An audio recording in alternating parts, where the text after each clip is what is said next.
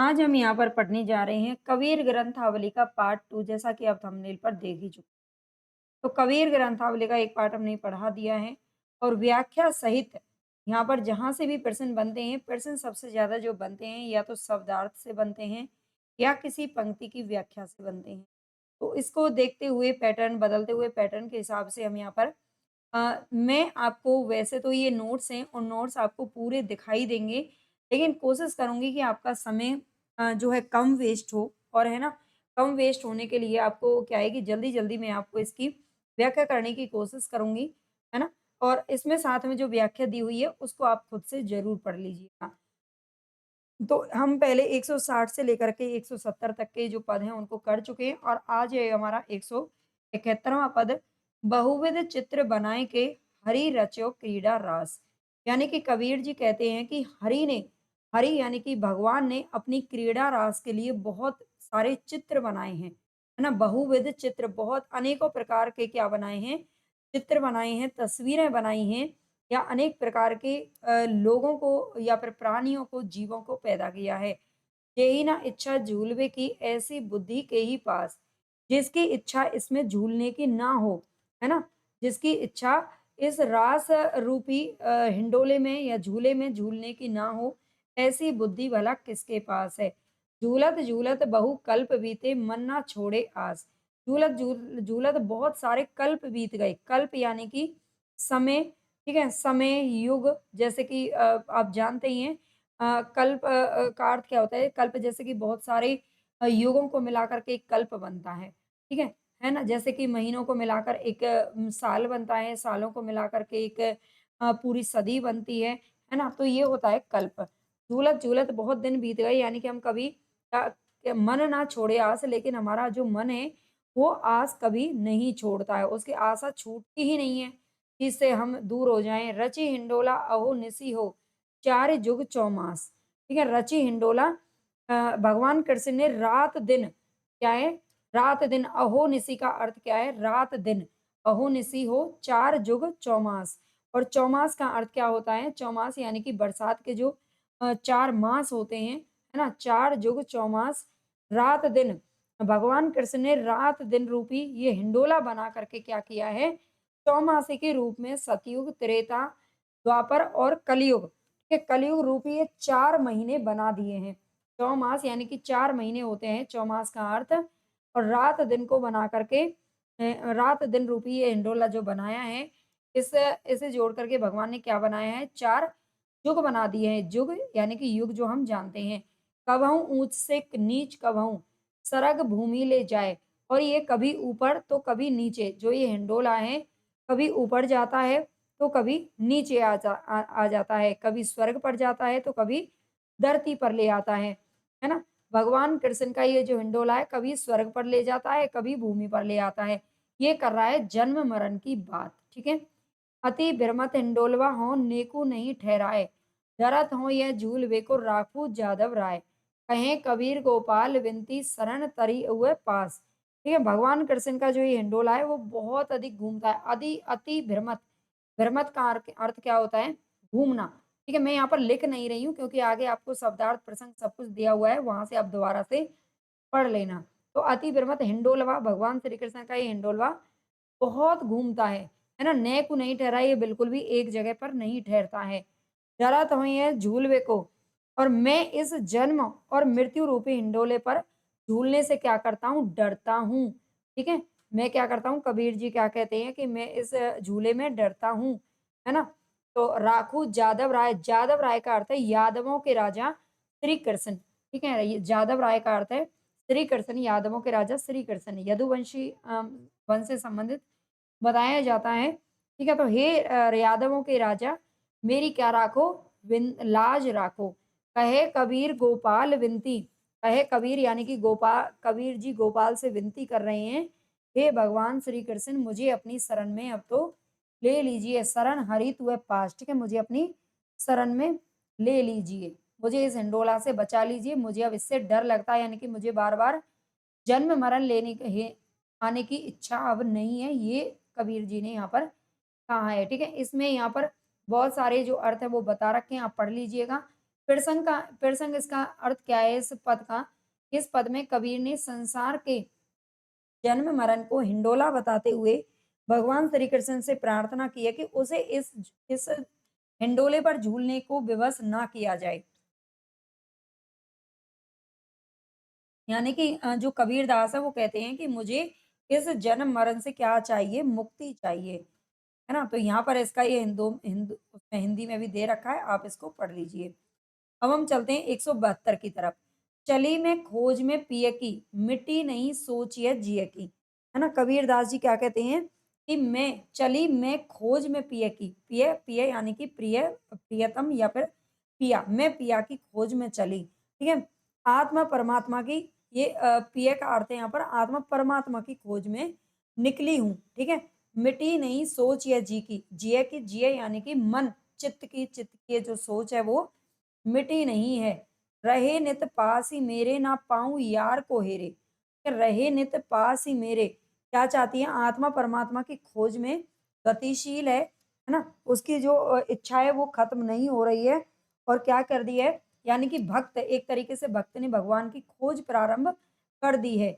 रहो नित पास ही मेरे पे क्या रहना है? जब तक मेरे पास ही रहना, ठीक है? मेरे प्रिय में सदा मेरे पास ही रहें, ना पाऊँ यार को, मैं यार को ज़रा भी अपने से दूर नहीं देखना चाहती हूँ, ठीक है? ये आत्मा कह रही है परमात्मा के लिए। विकल चहूँ ओर को धाऊँ, विकल का अर्थ क्या है? परेशान होकर के मैं चारों ओर को ढूँढत फिरूँ, है ना? ये आत्मा परमात्मा को क्या कर रही है? ढूँढती फिर रही है और उसकी खोज में इधर-उधर भटक रही है ना? भटक रही है, तबहु नहीं कंत को पाऊँ, ठीक है? तब भी मुझे जो है भगवान मिल नहीं रहे हैं, अपने यार को मैं प्राप्त नहीं कर पाती हूँ। ना पाऊँ यार को हेरे, मैं यार को कहीं भी प्राप्त नहीं कर पाती हूँ। यार यानी कि ये आत्मा परमात्मा से संबंध है और ये जो प्रेम तत्व है ना सूफी कवियों से कहीं न कहीं लिया गया है ना। घरों कही भाँति सो धीरा, धरों के ही भाँति सो धीरा, गयो गिर हाथ से हीरा, गयो गिर हाथ से हीरा। क्या कहती हैं जो आत्मा है यानी कि कबीरदास जी क्या कहते हैं कि मतलब मुझे कोई धीर भी नहीं मतलब बाँध सकते हैं, है ना? मुझे धीर भी नहीं मेरे प्रिय के समान जो प्रिय को प्राप्त किए बिना मैं किस प्रकार से धीर धर सकती हूँ? धैर्य मुझे धारण होता ही नहीं है। मैं किस प्रकार धीर धरूँ जब तक मेरे प्रिय मुझे नहीं मिल जाते। गयो गिर हाथ से हीरा, मेरा प्रिय हीरे के समान बहुमूल्य था और वो मुझसे कहीं उसका वियोग हो गया है। ठीक है? गिर गया यानी कि मुझसे कहीं छूट गया है, मुझसे उसका वियोग हो गया है। कटी जब नैनन की झाई, लख्यो तब गगन में साई। कबीर शब्द कही त्रासा नयन में यार को बासा। ठीक है? तो आगे क्या कहते हैं लेखक जब मेरी आँखों में छाई हुई, कटी जब नैनन की झाई, झाई यानी कि मेरे आँखों पर जो कहते हैं ना पर्दा पड़ा हुआ था इस संसार का, इस माया जाल का, तब से वो हट गया है ना? जब से वो जो पर्दा है, अज्ञान रूपी जो पर्दा है, जब से वो हट गया है, तो मैंने अपने स्वामी को ही लख्यो तब गगन में साई। तो साई यानी कि मैंने गगन आकाश में अपने ब्रह्मरंध्र में किसको देखा है? अपने स्वामी को ही देखा है, ठीक है? अपने रो मतलब जो हमारी रूह में क्या बोलते हैं उसको रूह है, उसमें और गगन में मैं चारों तरफ सिर्फ़ भगवान को ही ढूँढती हूँ। कबीर शब्द कही त्रासा, कबीर जी कहते हैं कि गुरु के उपदेशों के अनुसार कबीर शब्द कही त्रासा नयन में यार को बासा, कि तुम्हारी आँखों में तुम्हारे परमेश्वर का ही निवास होगा। ठीक है? यहाँ पर कुछ दे रखे हैं, सोच का अर्थ चिंता होता है, नित का कुछ आपको जानते भी होंगे। देखो, मैं ये नहीं करी कि केवल और केवल उसी से आपको समझ में आ जाएगा। मैं सिर्फ़ आपका थोड़ा-सा समझने के लिए आपको पढ़ा रही हूँ, लेकिन इसमें साथ में जो ये नोट्स हैं कंप्लीट, इनको आप एक बार खुद से पढ़ लीजिएगा, ठीक है? और सोच का अर्थ चिंता होता है, नित का अर्थ है कुछ आपको पता भी होंगे, कुछ आपको नहीं भी पता होंगे, ठीक है? लक्ष्यों का अर्थ है देखा, त्रास का अर्थ होता है भय, भाषा का अर्थ है निवास करना। आप इनको पढ़ लेना और इस पद में कबीर स्वयं को ईश्वर की पत्नी मानकर उसकी खोज करने का वर्णन कर रहे हैं। ये इसका प्रसंग है, इसको अच्छे से आपको याद रखना है। ठीक है? तो अब इसको आप एक बार पढ़ लीजिएगा। यहाँ पर कुछ जो विशेष दे रखा है ना, इनको भी आप एक बार पढ़ लेना, यहाँ से भी प्रश्न बनते हैं। 173वां हमारा जो पद है, उसमें क्या है? तलफे बिन बालम मोर जिया, या तलफे बिन बालम मोर जिया, इस ये जो पद है इसमें कबीरदास जी क्या कह रहे हैं, अपने आप को परमात्मा रूपी जो पति है उसकी वियोगिनी बता रहे हैं, ठीक है? उसकी वियोगिनी बता रहे हैं और उसके वियोग में ये जो पद है वो लिख रहे हैं। तलपै बिन बालम मोर जिया, मतलब बिना बालम के, बिना प्रिय के जो मेरा जिया है वो क्या कर रहा है? बहुत ही तड़पता है। ठीक है?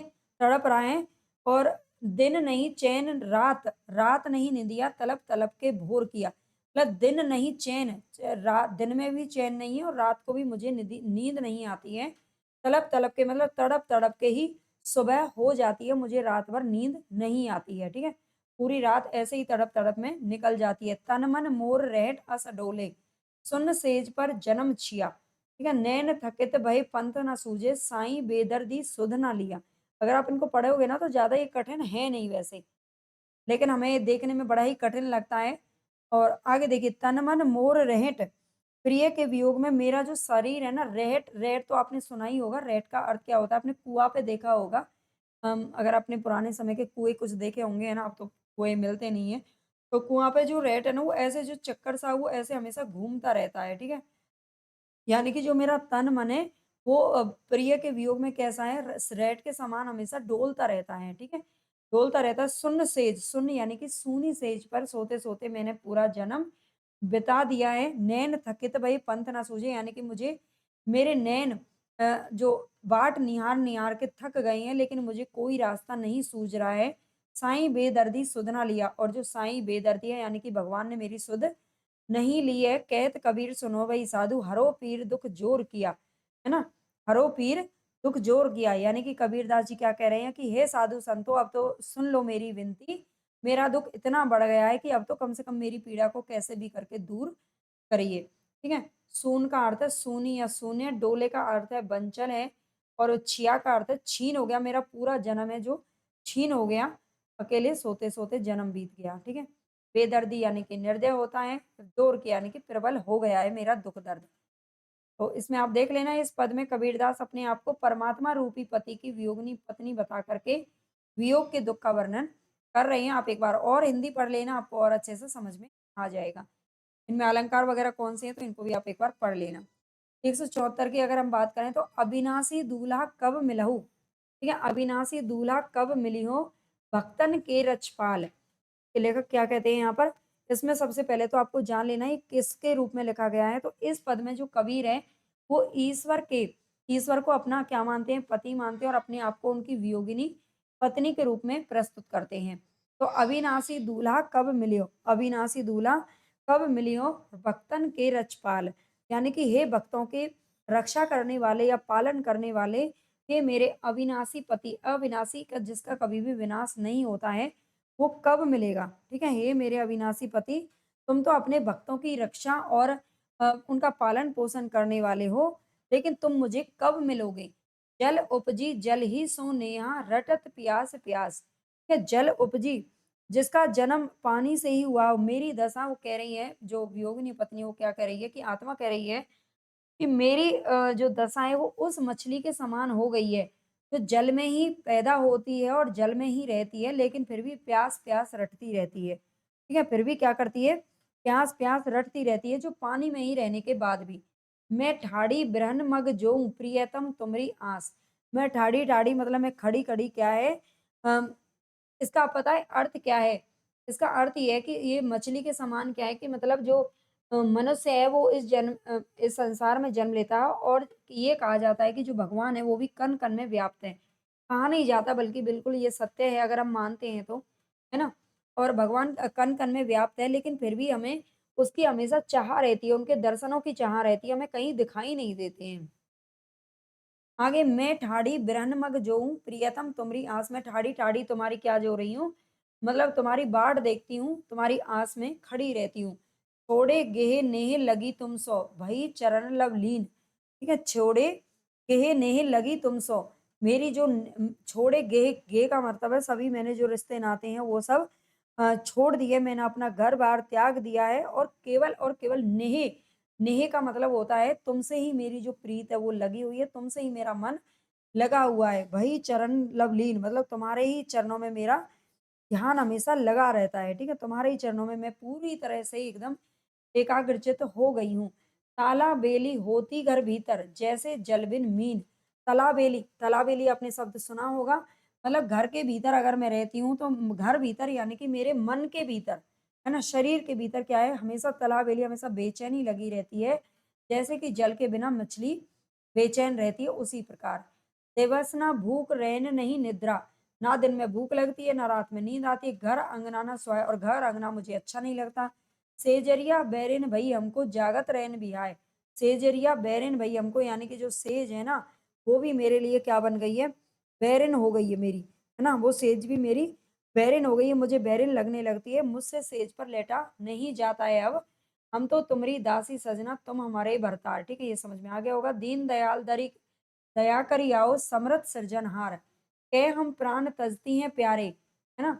के अपनी कर लेव, या तो अपनी मुझे बना लो, या तो मुझे मिल जाओ, ठीक है?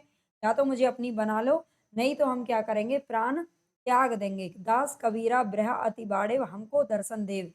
दास कबीरा ये कह रहे हैं कि मेरी जो ब्रह की जो पीड़ा वो इतनी ज़्यादा बढ़ गई है कि अब तो या तो हम प्राण त्याग देंगे, नहीं तो हमको दर्शन दे दीजिए, ठीक है? मेरी वियोग व्यथा बहुत ज़्यादा बढ़ गई है। अब यहाँ पर कुछ आप देख लेना, अविनाशी का अर्थ होता है नष्ट ना होने वाला, अमर या ईश्वर, रक्षपाल का अर्थ होता है रक्षा करने वाला, है ना? जों का अगर देखूँ, गेह का अर्थ है घर, के घर-बार त्याग दिया है। और तलाबेली आप जानते हैं, तलाबेली उत्सुकता लगी रहती है, सृजनहार यानी कि निर्माण करने वाला, और बाड़ेव का अर्थ है मेरा बढ़ गया है। ये यहाँ से शब्दार्थों से प्रश्न बनते हैं, इसलिए मैं आपको बता रही हूँ। अब आगे आप हिंदी पढ़ लीजिएगा, आगे चलते हैं थोड़ा-सा।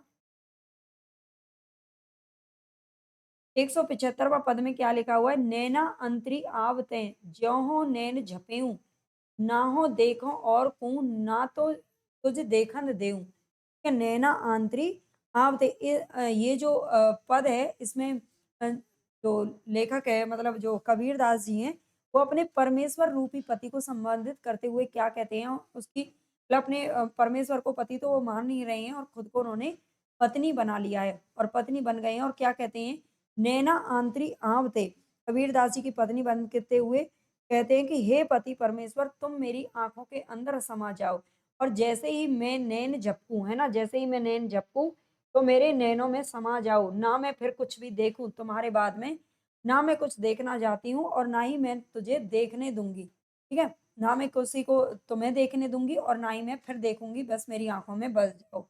कबीर रेख सिंदूर की काजल दिया ना जाई, नैनू रमजा रमी रैया दूजा कहाँ समाई।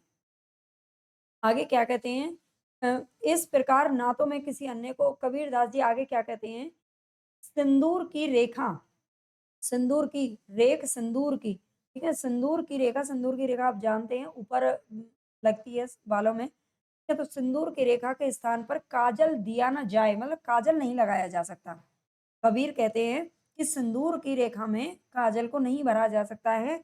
नैनू रमज़ान रमी रैया दूजा कहाँ समाए, और नैन तो मेरे जो मेरी आँखें हैं उनमें तो राम समाया हुआ है। राम, कबीर के राम आप जानते हैं निर्गुण राम थे। कबीर के मेरा प्रिय राम समाया हुआ है। अब इसमें दूसरे के लिए स्थान नहीं है।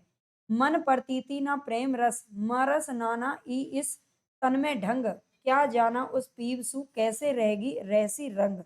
आगे क्या कहते हैं ये लेखक कि अब इनमें दूसरा कोई नहीं समा सकता, है ना? कबीर जी आगे क्या कहते हैं कि ना तो परमेश्वर रूपी पति का ना विश्वास है, मन प्रतीति ना प्रेम रस, ना विश्वास है ना ही प्रेम का रस है। कि मेरे मन में अपने परमेश्वर रूपी पति का ना विश्वास है ना प्रेम का रस है। मेरे शरीर में कोई भी अच्छाई नहीं है, ना तन में कोई ढंग है, ठीक है? मेरे शरीर में कोई भी ढंग नहीं है। क्या जानूँ उस पीव सी, है ना? मैं ये नहीं जानती कि मेरा जो प्रिय जो परमेश्वर रूपी जो प्रिय है, उससे मेरा मिलन कैसे रहसी रंग, मतलब कैसे मैं उससे मिल पाऊँगी? मैं नहीं जानती ये बात। क्या इनको देख लेना, अंतरी यानी कि बीच में, झपे हूँ बंद कर लूँ, और रमैया यानी कि राम को बोला है, प्रतीति यानी कि प्रीति विश्वास नहीं है, विवश है यानी कि परमेश्वर रूपी पति से। आगे देखते हैं थोड़ा-सा। 176वां जो साखी है पद है, इसमें क्या कह रहा है? नैनों की करी कोठरी, पुतरी पलंग बिछाए। ठीक है? नैनों की करी कोठरी, पुतरी पलंग बिछाए। पुतरी का अर्थ है यहाँ पर पुतली। आँखों की जो पुतली होती है ना, उसको बोलते हैं पुतरी। बोला गया है इसमें, पुतरी पलंग बिछाए, पलकों की चिक डार के पिया को लिया रिझाए। प्रीतम को पतिया लिखूं जो कहूँ होए विदेश, तन में मन में नैन में ताको कहाँ संदेश। आगे क्या कहती है कि मैं अपने अ, इन शाखों मतलब पहली बात तो मैं आपको बता दूं, इसका जो प्रसंग है, इन साखियों की रचना करते समय जो कबीर जी है वो क्या कहते हैं, वो अपने भगवान के, अपने श्री कृष्ण की, राम की नई नवेली दुल्हन बन गए हैं। ठीक है, इस पद में क्या बन गई हैं, नई नवेली दुल्हन बन गए हैं, और क्या कहते हैं कि मैं अपने नैनों की कोठरी बना करके उसमें पुतली रूपी क्या बिछा लूं, पलंग बिछा लूंगी। ठीक है, उसमें पुतली रूपी पलंग बिछा लूंगी, और पलकों की चिक का अर्थ होता है पर्दा। पलकों की पलकों का मैं क्या डाल दूंगी, पर्दा डाल दूंगी, और उसी प्रकार पिया को लूंगी रिझाए। ठीक है, और इस प्रकार मैं अपने पिया को रिझा लूंगी। प्रीतम को पतिया लिखूं, मैं क्या करूं, अगर मेरा परवेश जो कहूं होए विदेश, अगर मेरा पति परमेश्वर कहीं विदेश में हो तो मैं उसको क्या लिखूं, पतिया लिखूं, चिट्ठी लिखूं, पत्र लिखूं। ठीक है, पत्र लिखती, लेकिन तन में मन में नैन में ताको कहाँ संदेश, और जो पति मेरे मन में, शरीर में, आंखों में है ना समाया हुआ है, उसको मैं क्या ही संदेश भेजूं, है ना। अगर विदेश में होता तो मैं उसे पत्र लिख करके बुलाती, लेकिन जो मेरे रोम रोम में बसा हुआ है उसके लिए मैं क्या पत्र लिखूं। तो यहाँ पर आगे इसमें देख लेना, चिक का अर्थ पर्दा होता है, पुत्री पुतली को बोलते हैं, रिझाए यानी कि प्रसन्न कर लिया, पति या पत्र को बोलते हैं।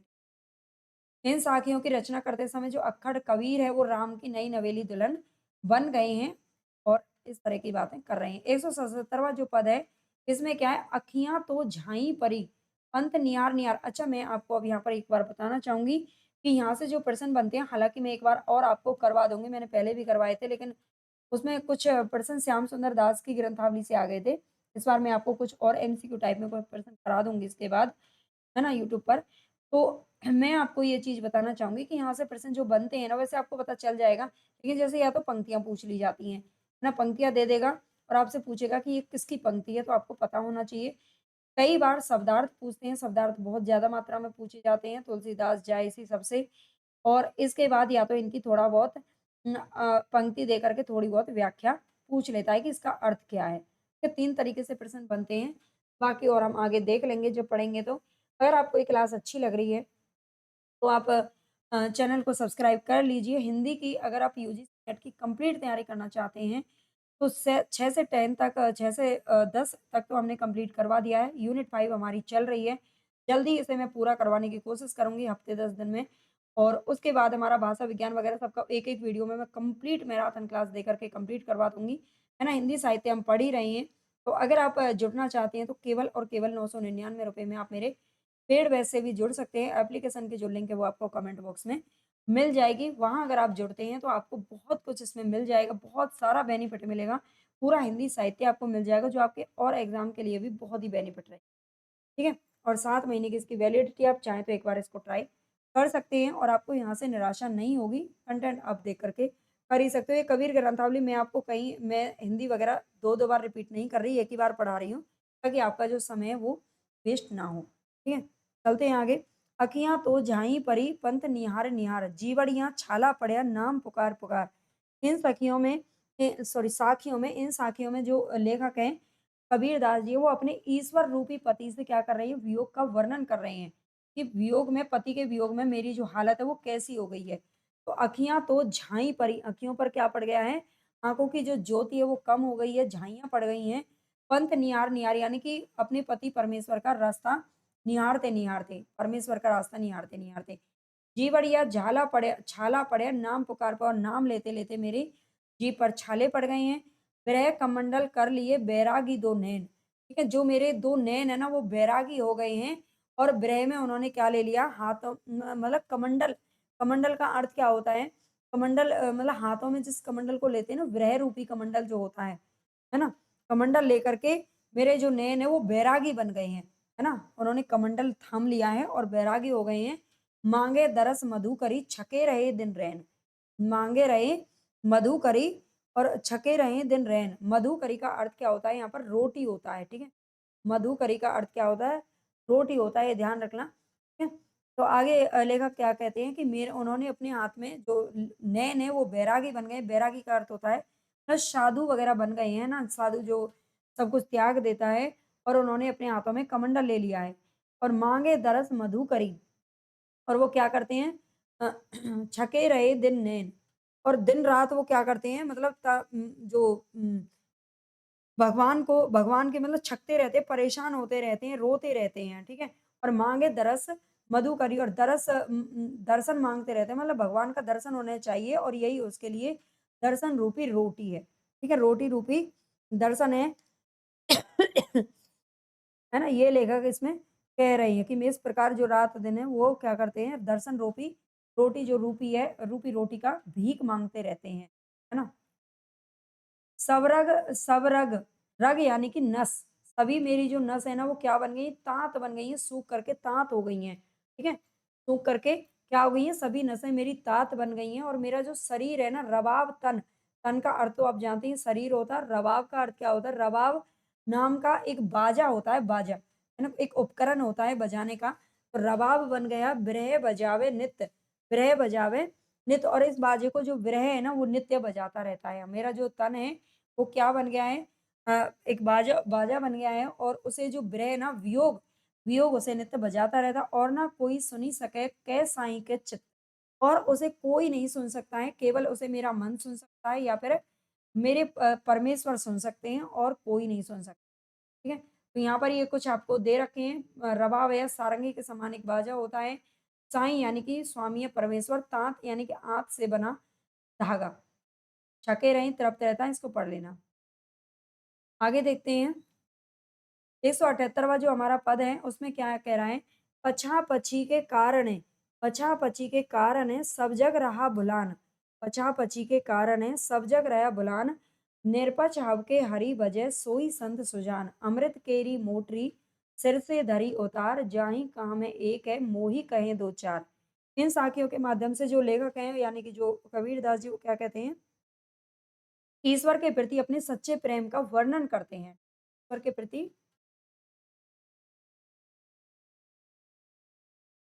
अपने सच्चे प्रेम का यहाँ पर वर्णन कर रहे हैं और क्या कहते हैं कि एक दूसरे के पछा-पची, एक दूसरे के पीछे-पीछे, पीछे चलने के कारण जो सारा संसार है वो भूला भूला हुआ सा हो गया है, ठीक है? सारा संसार भूला हुआ है। ये एक दूसरे के पीछे चलने के कारण में सारा संसार भूला हुआ है और निरपक्ष हव के हरि भजे, निरपक्ष हर के जो अपेक्षा का त्याग करके भगवान का केवल भजन करता है, ठीक है? सारी अपेक्षाओं को निरपक्ष हव के हरि भजन, निरपक्ष यानी कि किसी भी कोई भी लालच, कोई भी इच्छा, कोई भी अपेक्षा उसे नहीं है संसार से। वो क्या करता है? केवल और केवल हरि को भजता है, वही संत होता है। वही क्या होता है? संत सुजान होता है, ठीक है? अमृत केरी मोटरी सिर से धरी उतार। अमृत केरी मोटरी, अमृत यानी कि अमृत की पोटली, अमृत की पोटली बनाकर मैंने अपने सिर से उतार कर नीचे रख दी है। केरी मोटरी सिर से धरी उतार, सिर से नीचे उतार दिए। जाहि कहा मैं एक है, मोहि कहें दो चार। ठीक है? जाहि का मैं यदि किसी एक से बातें कहता हूँ, किसी से एक बात कहता हूँ, तो वो मुझसे 2-4 बातें कह देता है, ठीक है? इसलिए मैंने क्या कर दिया है, सब कुछ पीछे छोड़ दिया। पछा-पची यानी कि पक्षपात, पीछे-पीछे चलना, भुलान भूल में पड़ा है। सुजान यानी कि चतुर, है ना? चतुर साधु संत संत बनता है। मोटरी, मोटरी का अर्थ है यहाँ पर पोटली, ठीक है? अमृत की पोटली, धरी नीचे रख दी है, जाहि जिससे आगे देख लीजिए इसको, पढ़ लेना आप लोग। नेक्स्ट है हमारे यहाँ पर 179वां पद। दुल्हनी तो ही पिया के घर जाना, काहे रोवो काहे गावो काहे करत बहाना। दुल्हनी तो ही पिया के घर जाना है।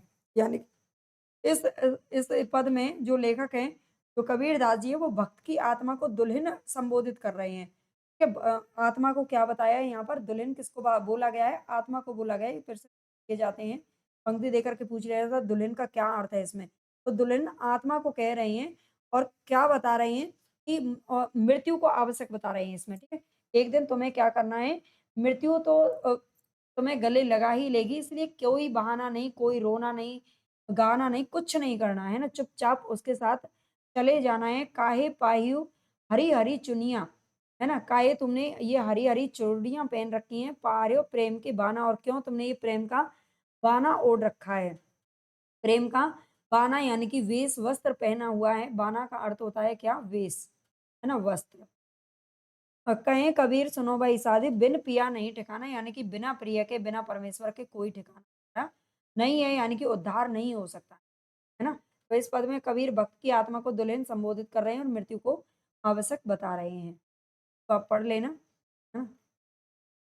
आगे देखते हैं, इसमें अलंकार भी दे रखे हैं। 180वां जो पद है इसमें क्या कहते हैं? सूतल रहलू में नींद भरी हो, पिया दिहले जगाएँ, है ना? क्या कहते हैं लेखक? तो सूतल रहलू में नींद भरे हो, पिया दिहले जगाएँ, चरण कमल के अंजन हो, नैना लेलू लगाए। ठीक है? सूतल है, सूतल का अर्थ क्या है यहाँ पर? सोई रही, है ना? सूतल रहलू यानी कि सोए सोना। इस पद में जो कबीरदास है ना, पहले मैं बता देती हूँ, प्रसंग से समझ में आ जाता है पूरा। इस पद में जो कबीरदास है वो भक्त को क्या मान रहे हैं? पत्नी बता रहे हैं और परमात्मा को पति मान करके परमात्मा के द्वारा भक्त को ज्ञान देने का वर्णन कर रहे हैं, है ना? भगवान परमात्मा के द्वारा क्या कर रहे हैं? भक्त को ज्ञान देने का वर्णन यहाँ पर किया जा रहा है भई। 1 मिनट, वो तो मच्छर पैदा हो गए। हुँ। चलिए सूतल रेलू लेखक कहते हैं कि सूतल रेलू में नींद भरी हो, पिया दिहले जगाएँ। ठीक है, मैं तो बहुत मतलब गहरी नींद में सो रही थी, लेकिन मेरे पिया ने मुझे जगा दिया। चरण कमल के अंजन, है ना? यानी कि देखो नींद भर के मतलब सो नहीं रही थी, मतलब अज्ञान में हो गई थी, है ना? अज्ञानता रूपी नींद में सो रही थी, लेकिन पिया ने जगा दिया। चरण कमल के अंजन हो, नैना लेलू लगाए। और ईश्वर ने क्या कृपा करके क्या कर दिया? ज्ञान दे करके सावधान कर दिया है। ठीक है? सावधान कर दिया है और आगे कहते हैं चरण कमल के अंजन हो नैना लेलू लगाए। मैं अपने प्रिय के कमल के समान कोमल रूपी अंजन को, ठीक है? कोमल रूपी चरणों को क्या कर दूँ? अंजन को अपनी आँखों में लगा लूँगी। अंजन का अर्थ होता है यहाँ पर धूल। के चरणों की जो धूल है ना? कमल रूपी चरणों की जो धूल है उसे नैना ले लूँ, नैनों से लगा लूँ, आँखों में लगा लूँगी, ठीक है? ये कह रही हैं। आगे हैं, पिया के जासो निदिया ना आवे हो नहीं तन आलस्य, और जिससे मुझे कभी भी निदिया ना आए, कभी भी मैं दोबारा से अज्ञानता की तरफ ना जाऊँ, ना जो ज्ञान मुझे मिल गया है मैं उसे कभी भूलूँ नहीं, और मेरे शरीर में भी कभी आलस्य ना आए। पिया के बचन प्रेम सागर हो, चलू चली हो नहाए, जन्म-जन्म के पाप वा छिन में डारव धोवाए। ठीक है? पिया के वचन प्रेम सागर, मेरे प्रिय के जो वचन हैं, मेरे प्रिय के जो पिया के वचन हैं, वो प्रेम सागर हैं। वो क्या किसके समान हैं? प्रेम सागर हैं, है ना? प्रेम के सागर हैं, इसलिए चलती हूँ मैं उसमें, नहा लेती हूँ। क्या करती हूँ? नहा लेती हूँ और मेरे जन्म-जन्म के जो पाप हैं, वो सब धुल जाएँगे। यही तन के जगदीप कियो प्रीत बतिया लगाए। है ना? यही तन के क्या हो गए हैं? अ जगदीप कियो प्रीत बतिया लगाए। मैंने प्रेम रूपी जो बतिया है ना, प्रीत बतिया यानी कि प्रेम रूपी जो बत्ती है उसको अब जला लिया है अपने शरीर में। ठीक है? जला लिया है। 5 तत्व के तेल चुआए ब्रह्म अग्नि जगाए, और 5 तत्व यानी कि 5 तत्व के तेल तेल चुआए का मतलब है 5 तत्व कौन-कौन से होते हैं? तो मिट्टी, पानी, हवा, आग और कौन-सा होता है? आकाश। ठीक है? ये 5 तत्व होते हैं। तो इस दीपक में मैंने पाँचों तत्वों को क्या कर दिया है? तेल के समान भर दिया है और ब्रह्म अग्नि को जला दिया है। प्रेम प्याला पियाए के हो, पिया पिया बौराए। मैं प्रेम प्याला पी के मैं क्या कर रही हूँ? पिया पिया रटती रहती हूँ। प्रे अग्नि तन तल्पे हो सॉरी, जिये कुछ ना सहाय, और ब्रह अग्नि में मेरा जो शरीर है वो तड़प रहा है और मन को कुछ भी नहीं सुहा रहा है। ऊँची अटरिया चढ़ बैठ लूँ, हो जहाँ काल न जाए। मैं ऊँची अटरिया पर चढ़ कर के बैठ जाऊँ जहाँ पर काल भी नहीं जा सकता है। कहें कबीर विचार के हो जम देख डराए। कबीरदास जी क्या कहते हैं कि यमराज भी मुझे ऊँटी अटारी पर चढ़ कर के देख कर के तो काल भी नहीं पहुँच सकता, यमराज भी मुझे देख कर के डर रहे हैं, है ना? तो ये यहाँ पर कहा गया है, इसको आप पढ़ लेना। इस पद में कबीर भक्त को पत्नी तथा परमात्मा को पति मानकर परमात्मा के द्वारा भक्त को ज्ञान देने का वर्णन कर रहे हैं और कह रहे हैं कि मैं नींद में सो रही थी। तो आप पढ़ लेना। इसमें मैंने पूरा इसलिए लिख दिया है क्योंकि ये नोट्स हैं और नोट भई कंप्लीट ही चाहिए फिर तो, अगर किसी को पढ़ेंगे तो।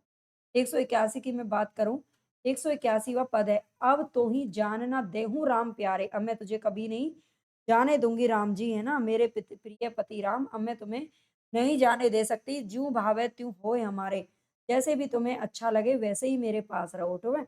जैसे भी तुम मुझे जैसे भी मुझे अपनाना चाहो, स्वीकार करना चाहो वैसे स्वीकार करो, लेकिन हमारे पास रहो। घर बैठे आए बहुत दिनन के बिछुड़े हरि पाए, भाग बड़े चरणन लागी करो बरियाई। ना प्रेम प्रीति राखों उड़ जाई, बहुत दिनन के बिछुड़े हरि पाए, है ना?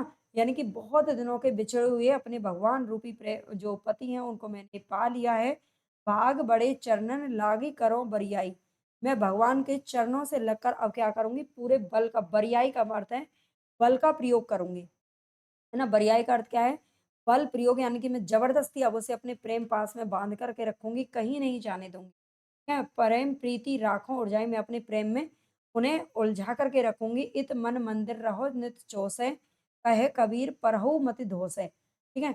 आगे क्या है? धोसे का अर्थ है धोखे। अब तुम किसी भी धोखे में मत पड़ो, ठीक है? कबीरदास जी क्या कहते हैं कि हे भगवान, अब किसी भी धोखे में मत पड़ो। अब जो मेरा ये मन मंदिर रूपी जो अ, मन है ना? मन रूपी जो मंदिर है, इसमें नित्य रूप से अच्छी तरह से रहो। नित्य तो से इसी में आप अच्छी तरह से विराजमान हो जाओ, अब किसी धोखे में मत पड़ो, इधर-उधर मत भागो, ठीक है? यहाँ पर आप पढ़ लेना। आगे देखते हैं 182वां जो इसका पद है, ए तन मन धन बाजी लागी हो, ये तन मन धन बाजी लागी हो, चौपड़ खेलू पीव सेरे तन मन बाजी लगाया। हारी तो पिए की भई जीती तो पिए बोरो, चौसरिया के खेल मेरे जुग मिलन की आस। नर्द अकेली रह गई रे नहीं जीवन की आस हो, है ना? या चलो करते-करते ही पढ़ते हैं। तन मन धन बाजी लागी। कबीरदास जी यहाँ पर क्या कह रहे हैं? इस पद में सबसे पहले तो लिख क्या रहे हैं, प्रसंग क्या है इसका? ये जो पद है इसमें कबीरदास ने अपने प्रिय परमेश्वर को पाने के उपाय लिखे हैं कि उनको कैसे प्राप्त किया जा सकता है। भगवान से हम कैसे मिल सकते हैं, कैसे उनको प्राप्त कर सकते हैं, इसमें ये बता रहे हैं। तो कबीरदास जी क्या कहते हैं, अपने भगवान मतलब कि अपने अपने आप को पत्नी मानते हैं और क्या कहते हैं कि प्रिय पति परमेश्वर के साथ मेरी तन मन धन की जो बाजी है वो लगी है, चौपड़ के खेल में। ठीक है? चौपड़ के खेल में मेरी ओर से तन, मन और धन की बाजी लगी हुई है। तन, मन बाजी लगाया, ठीक है? तन, मन को मैंने बाजी लगा दी है तन, मन की। हारी तो पिए की बहिरे, अगर मैं हार गई तो पिए की ब हो जाऊँगी और जीती तो पिए मोरे रे, और अगर जीत गई तो पिया मोरे हो जाएँगे। ठीक है? चौसरिया के खेल मेरे जुग मिलन की आस, और इस चौसर के खेल में क्या है, मुझे पूरी तरह से मिलन की आस है। हारी तो मैं पिया की हो जाऊँगी और मैं अगर जीत गई तो पिया मोरे हो जाएँगे। नर्द अकेली रह गई रे, है ना? और इस प्रकार मैं इस खेल में क्या है, मैंने इसीलिए बाजी लगा दी अपने तन-मन की, ठीक है? घर में नर्द अकेली रह गई रे, नहीं जीवन की आस। घर में मेरी जो ननद है वो अकेली रह गई है। ठीक है? क्या कहते हैं, मुझे उसके जीवन की अब कोई आशा नहीं है, ठीक है? नर्द अकेली, नर्द का अर्थ है यहाँ पर ननद, ठीक है? नंद मेरी जो है, नंद आप जानते ही होंगे किसको बोलते हैं, पति की बहन को बोलते हैं, तो मेरी जो नंद है वो अकेली रह गई है। 4 बरन घर एक है रे, भाँति-भाँति के लोग। ठीक है? आगे क्या कहते हैं कि मुझे उसके जीवन की भई आशा नहीं है। 4 वरन, वरन का अर्थ है यहाँ पर वर्ण। वर्ण आप जानते ही हैं, क्षत्रिय, शूद्र, है ना? और ये जो होते हैं ना वैश्य और ब्राह्मण, ठीक है? वैश्य, ब्राह्मण, क्षत्रिय, शूद्र, ये 4 होते हैं, 4 वर्ण। ये 4 वर्ण होते हैं, इनमें भाँति-भाँति के लोग रहते हैं, है ना? कैसे रहते हैं? भाँति-भाँति के लोग रहते हैं, लेकिन इनका घर एक ही है। घर क्या है? केवल एक ही है। मनसा वाचा, इसमें ये बताया गया है यहाँ पर, जो जाति-पाति है ना, उस पर यहाँ पर लेखक ने क्या किया है, मतलब उस पर आक्रमण किया है, ठीक है? सीधा-सीधा। उस पर ये कह रहे हैं कि चाहे कितनी भी जाति-पाति हो, कितने भी धर्म हो, लेकिन सबका घर एक ही है, यानी कि सबका मन और सब एक जैसे लोग हैं और सबका ईश्वर एक ही है। तो ये यहाँ पर बताया गया है, मनसा वाचा कर्मणा, मन से, वचन से, कर्म से कोई प्रीति निभाई और हो, ठीक है? मन से, वचन से और कर्म से, क्या कहते हैं लेखक, इस तरह के लोग तो अलग-अलग रहते हैं, लेकिन उनमें कोई एक एक ही केवल ऐसा है जो तन, मन, कर्म और वचन से अपनी प्रीत को निभाता हो, है ना? भगवान के प्रति प्रेम को निभाता हो, कोई ही एक ऐसा बिरला पाता है। लख 84 भरमत भरमत, यानी कि ला कहते हैं ना 84 लाख योनियाँ पाई जाती हैं, तब मनुष्य का जन्म मिलता है। ऐसा मतलब सुना है हमने, हम नहीं जानते क्या होता है। लख 84 84 लाख भ्रमत भ्रमत, मतलब इधर-उधर घूमते-घूमते पूँ पे अटकी आए। क्या होता है? जो 84 लाख योनियों में भ्रमण करते-करते अब मैं आकर के अपने जो है परमेश्वर पर मेरी जो अ, जान है वो अटक गई है, ठीक है? परमेश्वर से अब जाकर के मैं कहीं मिली हूँ। तो जो अब के पौना पड़ी रे फिर 84 जाए हो। और अगर अब की बार भी मुझे परमेश्वर नहीं मिले, पति मेरे प्रिय से मिलन मेरा नहीं हुआ, यानी कि आत्मा का परमात्मा से मिलन नहीं हुआ, मुझे मुक्ति नहीं मिली, तो फिर 84 जाए हो और फिर 84 लाख योनियों में रहना पड़ेगा। कहें कबीर धर्मदास इनके सबसे प्रिय शिष्य थे जिन्होंने कबीरदास के बीजक का जो है मतलब संकलन किया था, इसको इसको संपादन करवाया था, ठीक है? धर्मदास ने इसका संकलन किया था। तो इनके गुरु हैं कबीरदास जी इनके गुरु थे धर्मदास जी के, तो आगे कहते हैं कही कबीर धर्मदास तेरे जीती बाजी मत हार, मतलब अब हमारी बाजी हाथों में है, हम जीत सकते हैं, तो इसे नहीं हारना है, यानी कि अब मनुष्य का जन्म हमें मिला है, तो हमें इसमें इतना भगवान का नाम लेना चाहिए, नाम जप करना चाहिए कि हमें इस बार इस जन्म-मरण के जो हिंडोल आए ना, इससे हमेशा के लिए मुक्ति मिल जाए। अब के सुरत चढ़ाए दे रे सोई सुहागन ना रो। ठीक है? तो अब की बार तो ये जो मुहूर्त है वो चढ़ा दो, सोई सुहागन नार को। ठीक है? मैं वही सुहागिन नारी हूँ जो अब की बार तो मुझे चढ़ा ही दो बस, है ना? मूरत मूरत पर चढ़ा दो, ये कहते हैं। इस पद में कबीरदास ने अपने प्रिय परमेश्वर को पाने के उपाय बताए हैं। आगे देखते हैं। 183 में क्या है? नाम अमल उतरे ना भाई और अमल छिन छिन चढ़ी उतरे नाम अमल दिन बढ़े सवाई। नाम अमल उतरे ना भाई क्या कहते हैं यहाँ पर कबीरदास सबसे पहले तो कबीरदास जी ने क्या कहा है यहाँ पर इसका प्रसंग क्या है इस पद में कबीरदास क्या कर रहे हैं राम नाम के नशे का वर्णन कर रहे हैं राम नाम का नशा जिसके ऊपर चढ़ जाता है ना वो क्या है उसका वर्णन यहाँ पे किया है तो नाम अमल हे भाई कभी भी राम नाम का जो नशा है ना वो उतरता नहीं है जिसके ऊपर ये चढ़ गया जैसे आपने बहुत सारे साधु संतों को देखा होगा जो बस भगवान की भक्ति में क्या करते रहते हैं खुद ब खुद ही झूमते रहते हैं है ना तो राम नाम का नशा कभी नहीं उतरता है अगर एक बार चढ़ गया तो और अमल अमल का मतलब है नशा अमल का अर्थ क्या है नशा ठीक है और नशा जो होते हैं वो तो छिन छिन वाला थोड़ी बहुत देर के लिए चढ़ते हैं और फिर उतर जाते हैं लेकिन नाम अमल लेकिन परमात्मा का जो नशा है ना वो हमेशा दिन पे दिन बढ़ता ही जाता है सवाया होता जाता है देखत चढ़े सुनत ही लागे सुरत किए तन देन देत घुमाई ये क्या कह रहे हैं यहाँ पर देखत चढ़त हाँ देखत चढ़त सुनत हिय लागे मतलब कबीरदास जी क्या कहते हैं राम नाम का जो नशा है ना राम को देखते ही और सुनते ही चढ़ जाता है ना जैसे कि जो भक्त कवि होते हैं भक्त लोग होते हैं वो भगवान के भजन सुनेंगे तो बस उसमें खो जाएंगे भगवान में है ना तो सुरत किए तन देत घुमाई यानी कि हमें क्या होता है राम को सुनते ही या राम का नाम स्मरण करते ही हमें क्या करते हैं हमारा जो तन है ना वो घूमने लगता है ना चक्कर से आने लगते हैं पियल पियाला भय मतवाला पायो नाम मिटी दुचिता। यहाँ पर क्या कह रहे हैं कबीरदास जी कि राम नाम का प्याला पीते ही पियत प्याला राम नाम का प्याला पीते ही लोग क्या हो जाते हैं मतवाले हो जाते हैं है ना मतवाले हो जाते हैं नशे नशे में झूमने लगते हैं राम नाम का प्याला पीते ही लोग है ना पायो नाम मिटी दुचिताई दुचिताई का अर्थ क्या होता है यहाँ पर सारी चिंताएं अगर नाम को हमने भगवान का नाम से हमने नाता जोड़ लिया तो हमारी सारी चिंताएं सारे कष्ट सारी पीड़ाएं खत्म हो जाते हैं ठीक है जो जन नाम अमल रस चाखा जिस जन ने जिस व्यक्ति ने जिस मनुष्य ने नाम अमल यानी कि नाम का नशा अगर चख लिया ठीक है नाम का रस अगर चख लिया ना तरगई गनी का सदन कसाई तरगई गनी का सदन कसाई तो उसमें राम के नाम के नशे का जिसने भी आनंद ले लिया है ना वो क्या करेगा उनमें काशी की गनिका और सदन नाम में के कसाई के उद्धार का भी उदाहरण यहाँ पर किया गया है ठीक है तर गई गनिका यहाँ पर जो कबीर दास जी हैं ये गनिका तो आप जानते हैं वेश्या को बोलते हैं और सदन एक कसाई का नाम है कसाई का नाम है तो लेखक ने बताया है कि जिसने भी राम नाम को चाख लिया है ना उसे वेश्या जैसी काशी की जो वेश्या थी वो भी तर गई और सदन कसाई जो था वो भी तर गया राम नाम में इतना बल होता है इतनी ताकत होती है मतलब उन्होंने भले ही अपने जीवन में कितने भी बुरे कर्म किए हों लेकिन उन्होंने नाम जाप का जब रस पी लिया ना तो वो भी तर गई। कहे कबीर गूंगे गुड़ खाया बिन रसना का करे बड़ाई।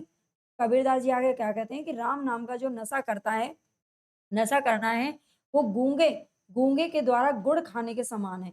गूंगे के द्वारा गुड़ खाने के समान है, बिना रसना का करे बड़ाई, यानी कि बिना रस के ही, बिना मतलब उसे रस तो उसने चख लिया, लेकिन वो बड़ाई कैसे करे, है ना? गुड़ उसे अच्छा तो लग रहा है खाने में, लेकिन उसकी बड़ाई नहीं कर सकता है ना? उसकी कैसे कैसे कहे वो अपने मन से कि इसमें क्या है? कैसे सिर्फ़ एक ये एहसास होता है ना? हम सिर्फ़ इसे महसूस कर सकते हैं।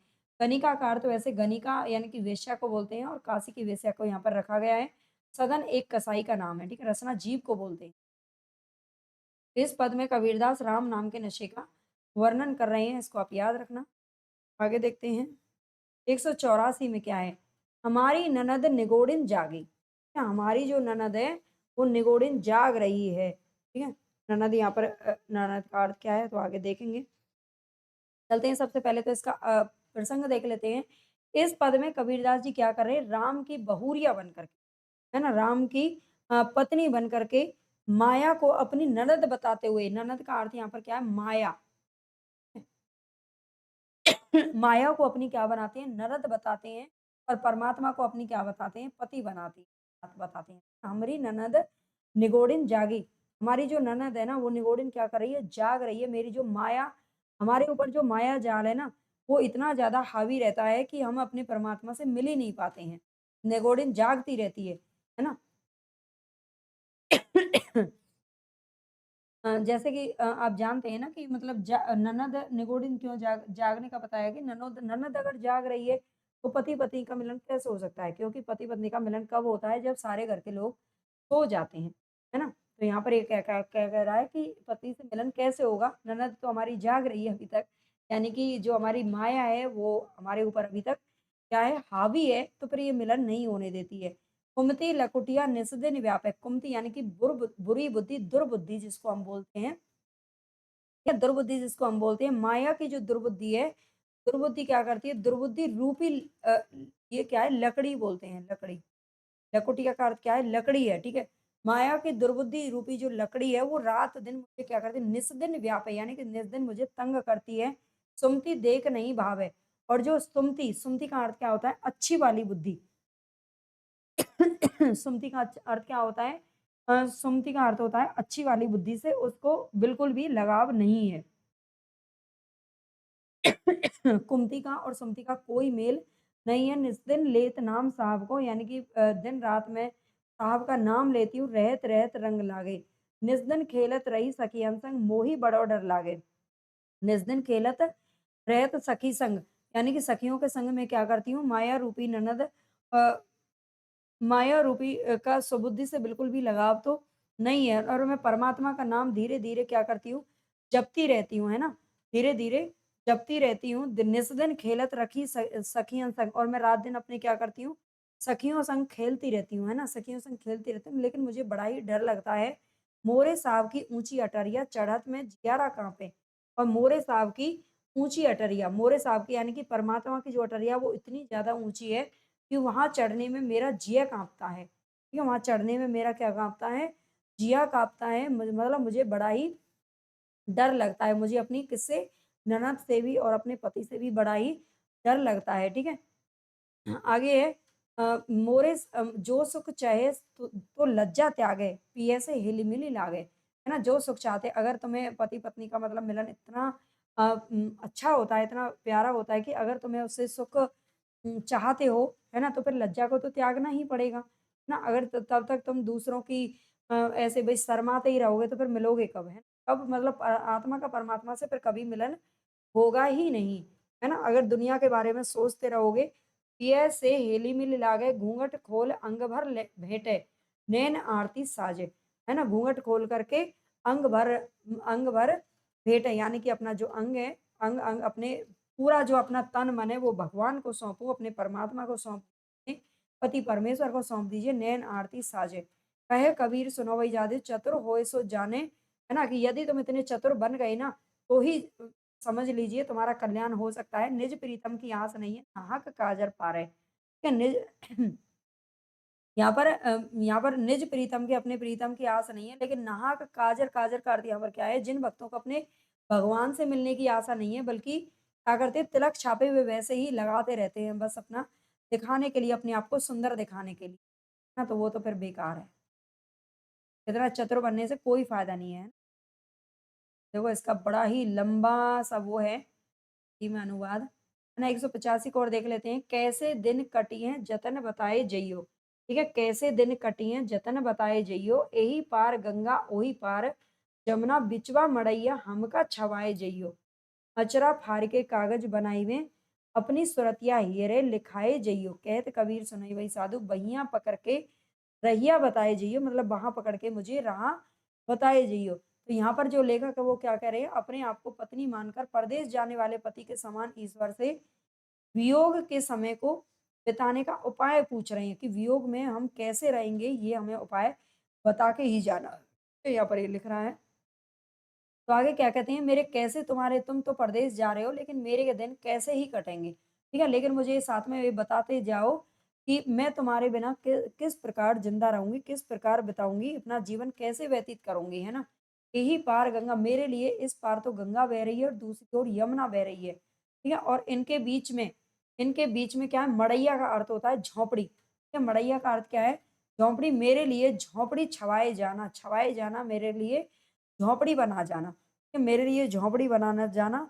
और इस इसका यहाँ पर गंगा से अर्थ क्या है, एड़ा नाड़ी, ठीक है, यहाँ पर ये क्वेश्चन पूछा भी गया था। गंगा का अर्थ है यहाँ पर एड़ा नाड़ी, नाड़ी जो हमारी होती है, नाड़ी तो आपने पढ़ी होंगी, और जमुना का अर्थ यहाँ पर क्या है, कौन सी नाड़ी होती है, पिंगला नाड़ी होती है, पिंगला नाड़ी, एड़ा और पिंगला के बीच में क्या बनाना है, झोंपड़ी बनानी है, ठीक है, पिंगला नाड़ी से इसका अर्थ है एड़ा और पिंगला से। आगे क्या कहते हैं कि मैं चाहती हूँ कि मेरा जो जीवन है ना, वो दोनों नाड़ियों के मध्य में सुषुम्ना जो नाड़ी होती है, उसमें मेरा मन स्थिर हो जाए, ठीक है, उसमें मेरी झोंपड़ी बना जाना। अंजरा फाड़ के कागज बनाई अपनी सुरतिया हियरे लिखाए जइयो, ठीक है, आगे क्या कहती है कि मैंने अपना जो अंचल फाड़ करके उसका कागज बना दिया है, मैंने अपना अंचल फाड़ करके कागज बना दिया है, तो तुम अपनी जो आकृति सुरतिया, अपनी जो आकृति, अपना जो चेहरा है उसमें लिखाए जाना, उसमें बना करके जाना, ठीक है, ताकि मैं वियोग के समय तुम्हारी जो सूरत है उसको देख देख करके अपना समय बिताती रहूं। और कहत कबीर सुनो वे बहिया पकड़ के, यानी कि बाह पकड़ के मुझे क्या करना है, मार्ग बताते हुए चलना, मेरा हाथ पकड़ करके। यहाँ पर आप इसको आगे क्या कह रहा है 186 में। चलो आगे हम इसको आगे पढ़ेंगे, और ये आपको पूरा जो है पेड बैच में कराया जाएगा। अगर आपको तीसरा पार्ट भी आपको, अगर आपने अच्छा सपोर्ट किया तो इसका तीसरा पार्ट भी आपको यूट्यूब पर मिल जाएगा, अदरवाइज आपको पेड बैच ज्वाइन कर लेना। मैं ये नहीं कह रही आपसे ज़बरदस्ती, बिल्कुल नहीं करेंगे, कोई नहीं करता वैसे भी ज़बरदस्ती तो। लेकिन फिर भी आप अपनी अच्छी तैयारी करना चाहते हैं, यूजीसी नेट पहली बार में भी क्लियर करना चाहते हैं, तो आप मेरे साथ जुड़ सकते हैं। जहाँ पर आपको PYQ, mock test, MCQ, one liner, ठीक है, और बहुत सारी मतलब सभी की पीडीएफ वगैरह सब कुछ मिल रहा है, और केवल 999 रुपये में, से ज़्यादा तो कोई क्या देगा आपको, है ना? आप चाहें तो एक बार जा करके वहाँ चेक करिए, एप्लीकेशन खोलिए और जा करके, अगर आपको ये क्लास पसंद आई हो तो लाइक, सब्सक्राइब ज़रूर कर देना। डेली हम पूरा हिंदी साहित्य में आपको यूट्यूब पर ही पढ़ा रही हूँ, ना फ्री ऑफ कॉस्ट, जो अच्छे से अच्छा कंटेंट बच्चे बहुत सपोर्ट कर रहे हैं, लेकिन अभी बहुत ज़्यादा बच्चों के पास क्लासेस पहुँच नहीं रही हैं, तो आप प्लीज़ अपना सपोर्ट बनाइए, ज़्यादा से ज़्यादा शेयर कीजिए, लाइक कीजिए, ताकि जो गरीब बच्चे हैं जिनको कहीं भी अच्छा कंटेंट नहीं मिल पाता है, वो उनको मिल जाए और वो भी पढ़ सकें।